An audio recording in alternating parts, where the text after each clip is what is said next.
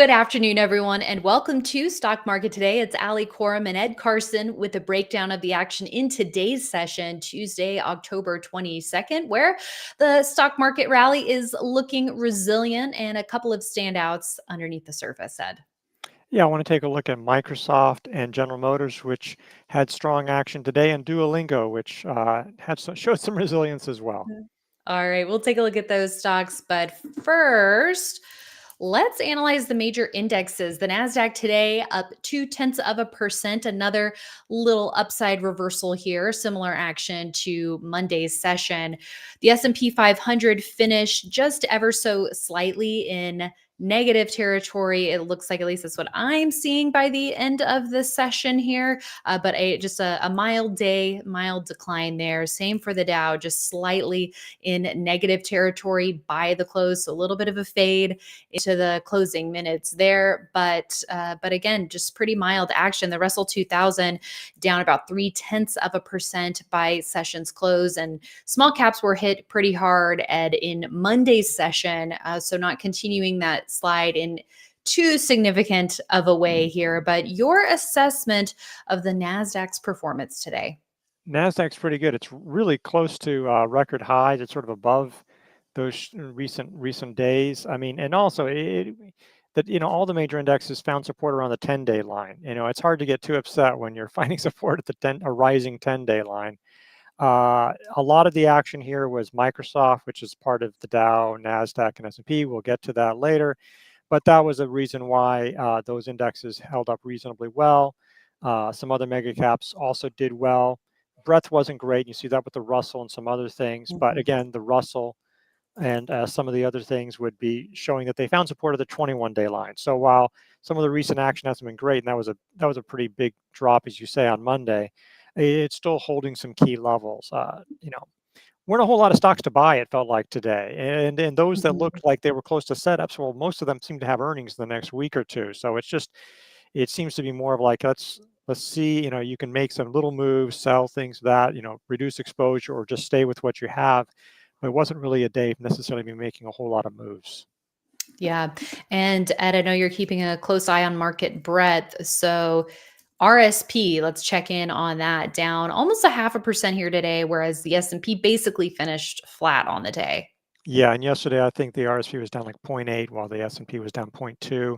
So a little underperformance. So seeing that actually the S&P has been RSP has been underperforming. They're lagging a little bit in the last month or so after picking it up. So a little bit of weakness, but again, one good day it's at a record high. So I don't, it's like you don't want to, go underneath too much and try to get too much meaning out of today's action. Yeah. We look at things in context. We like to add that context. Okay. And then the Qs up 0.1%, while QQEW down almost 0.4%. So again, to your point, the outperformance today coming from the mega cap techs, it seemed.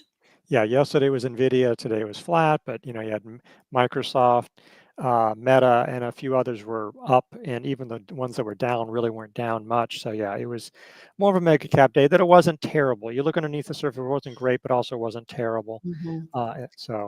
Yeah, one area stands out as not doing too well today, and we're going to get to it momentarily. First, I want to take another look here at the 10-year Treasury yields, because that seemed to be one of the big factors in Monday's session. And here again today, continuing its advance. So seeing Treasury yields continue to climb, Ed, even though we've got the Fed cutting rates, anticipated to cut rates even more here. But you have some details on the potential why behind the action here. Yeah, we've gone up about 60 basis points from the low just before the Fed rate cut. But ever since then, the economic data has been strong. So that was so I'd say the bulk of this move has been that. But lately, markets have been sort of seeming to price in the expectation of a Trump presidency, that he would return to the White House. And a lot of models are suggesting that his programs would maybe boost the budget deficit, boost inflation, and some have specifically said would boost Treasury yields. It all depends on how much you can actually get through Congress or whatnot, but that's something that's happening. Regardless of whether that's actually the case, this is what the market seems to be pricing in. And so, yeah, it is nice. The market has been resilient. You never know how much more, because obviously one reason why the market rallied was because yields were coming down for so long. Right. So at some point, the market might not like rising yields, but so far, Mhm. the market has been doing pretty well.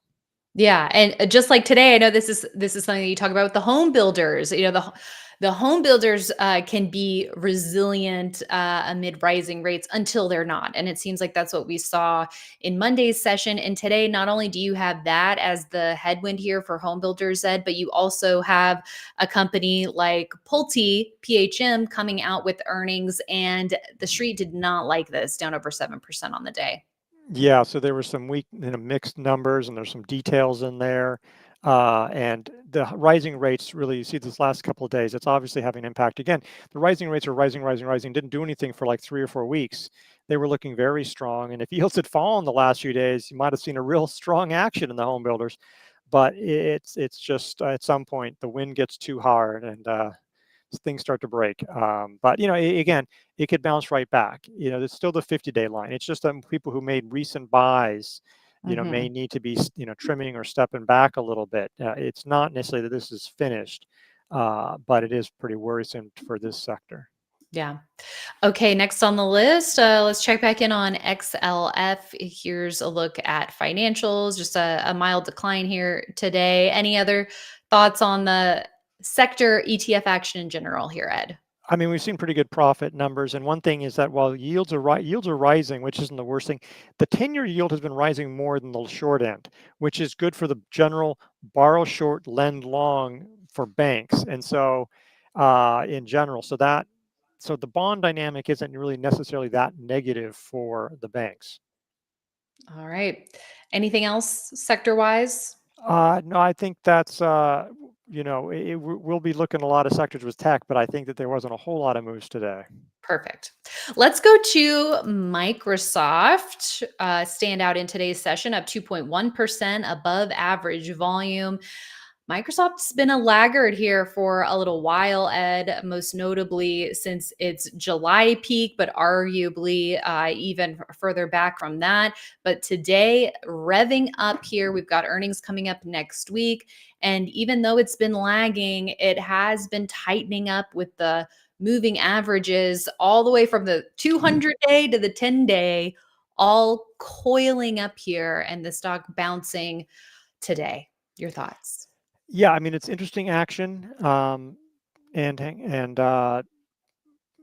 sorry, interesting action going on. But and I could imagine in a different scenario, if earnings weren't coming up right away in a week, that this would seem more actionable. Especially this is a long-term leader, which means it has a record of outperformance. It hasn't been outperforming in 2024, and especially the last few months, but has a pretty good track record for a long time. It's definitely an AI leader, so it's really going to be an important earnings report. But that is Mm, something that I think, but it definitely was strong action. And look, if this thing comes on, people will look back and say, see, this was the day. So I understand if people took advantage of that, because it was a nice move right off the 2150, 200-day lines. And this is a place where you might enter for early entry or a long-term leader. But the earnings coming up and the fact that it's underperformed for quite a while are a couple of negatives for this name. mhm. So we'll have to see about earnings next week, and obviously what they say about AI. It's going to be important not only for the company, but for potentially a lot of other AI stocks as well.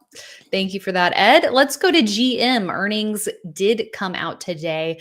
This stock finished the day with an RS line at a new high to accompany the breakout with a gain of over 10% here. Volume, of course, heavy. So the investing community cheered this report, Ed, an acceleration of top line growth. Yeah, the best growth in several quarters for revenue and another strong quarter of earnings. Next quarter will be strong, easy comparisons versus the strike. Yeah, I mean, this is not one that's richly valued. I mean, so some of the EV makers are really richly valued, but this is 5 PE. So there is some of that. I mean, there is the standards are like this is making a nice move. It's like the problem is this has been, can it keep going? It just feels like this one has some spotty history over time. It's has, some ups and downs, like even the late, before COVID was having some issues and then came back and forth. So Obviously there's just be something interesting there. The EVs are picking up, but they're not making money on that. They're still doing well, even though China is weak. So it was a strong report. They raised guidance. They were pretty upbeat on things. So there was definitely an opportunity where you could have bought this. It seems out of range now, so you may want to wait to see if it can pull back or maybe form a high handle. I'd say one other negative, while the relative strength is really nice here, the problem for GM is that nobody else is really joining in. I mean, there's maybe you can look Mm, here and there. There's okay, maybe an EV player there, but in terms of traditional automakers, they're not doing well, and so GM's the only one that's looking good on the lot. Yeah, and you're right. Like, what's special here? It seems like the growth story, perhaps. Maybe that's not over time resonating in the same way that maybe it could, unless we do start to see more meaningful action in the EV space for Yeah, GM. if they can keep on expanding that, there is some hints of that it's picking up. But can they do that and then turn profitable? Hmm. And that's always the issue. Is it's like the traditional automakers, they lose so much money on each EV they sell, so it's not necessarily great news when they sell a lot of EVs. Yeah. All right. Well, one to watch and a notable standout from today's session in terms of the price action here. Okay, let's round things out with a look at Duolingo, Ed, finishing down 2.4%. And I know you were liking the fact that this one was starting to see a shakeout today. Yeah, because it's been showing tight action, but has been sort of trending higher. So I don't know if anybody would have been shaken out during this period. It was, it never really went underneath. Uh, Nice action here, undercut the 21-day, held that line. It would have been okay if it closed below it, I would think, just as more of a shakeout. But earnings are in 2 weeks. I would think that I mean, look, anybody can do anything. And you could have said, I'm going to buy this 21 days that bounce back through there or something like that. But maybe waiting till see if it can form a base or something quasi-basish, and then earnings come out. Uh, might be in a good position there. Maybe it'll be there, maybe it won't, because a lot of things will be happening over the next 2 weeks. Mhm. My goodness, what won't be happening in the next 2 weeks? Yeah. I mean, in 2 weeks is election day, and there's so many earnings. It feels like there's so many earnings we're not even talking about. There's so much going on. But you can imagine this one showing some really strong action after that, perhaps. And so that might be the opportunity. But Mm, I like this shakeout. The earnings was picked up. That prior base, I think, took a lot of us by surprise because it was sort of right. right off the lows. It really took off and it did great. But we'd seen a bunch of failed breakouts, and it's like this one did not look like the one that was going to work. And Right. boy, did it did. It did. It worked great. Mhm. So if you missed it like I did, I think waiting for to see if it has another base. This is maybe a chance, when that base sets up and earnings come out. Right. I mean, that would be great timing if it can just, we could just bide some time over the next couple of weeks till earnings and then see it blast through that round number of 300. We often talk about round numbers being key psychological levels, and that is the area of resistance here, roughly thereabouts for Duolingo. So, Yeah. one for the watch list. All right, Ed. Well, thank you so much. And thanks everyone for tuning in. That is it from us for today for now. But we have Swing Trader status update coming up at 5 p.m. Eastern. That's going to be with Justin Nielsen. And Ed, if you can believe it, Chris and Mike Webster are out today. So I'm the third string uh coming in to help Justin. Not that he can't fly solo. We know the guy can talk. He can talk, Uh but wow, it's a pretty good third string. I'll tell you that. So I'll be helping him out with that today. So we'll see you at 5. And then we'll see everyone back on IBD Live in the morning, investors.com/IBD Live for all the details there, starting 10 minutes before the opening bell. One of the highlights of our day. We have the opening bell with everyone, and then we analyze here on this show after the close, our other highlight of our day. So we'll see you tomorrow morning, and then we'll see you right back here tomorrow after the close.